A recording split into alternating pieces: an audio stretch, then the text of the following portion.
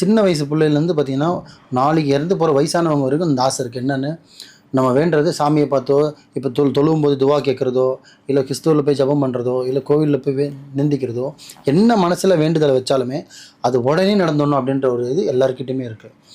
ஆனால் அதோட ரொம்ப ஸ்பீடாக பண்ணுறது பார்த்திங்கன்னா பண்ணுற பரிகாரத்தில் இருக்காங்க ஆளுங்க. என்னென்னு நம்ம இன்றைக்கி இப்போ எக்ஸாம்பிள் என்கிட்ட வராங்க, எங்கள் ஹஸ்பண்டை பிரிஞ்சிருக்கோம், என்னை சேர்த்து வைன்னு வராங்கன்னா, நான் ஒரு அமல்னால் ஒரு பரிகாரம் பண்ணி கொடுக்குறேன்னா, 48 நாள்லேருந்து 60 நாள் பண்ணுங்க அப்படின்னு சொல்கிறேன்னா, அந்த 60 நாள் கூட நடக்கிறதுக்கான வாய்ப்பு 99% இருக்குது. 1% நடக்காமல் திருப்பி இன்னொரு தடவை பண்ணுற மாதிரியும் வரும். அப்படி வரும்போது எவ்வளோ டைம் ஆகிடுது? அதுவே வந்து உங்களுக்கு ஒரு 2 மாதம் 90 நாள் எடுத்துகிட்டு போயிடுது. ஆனால் நம்ம ஆளுங்களுக்கு அந்த பொறுமை இங்கே இல்லை.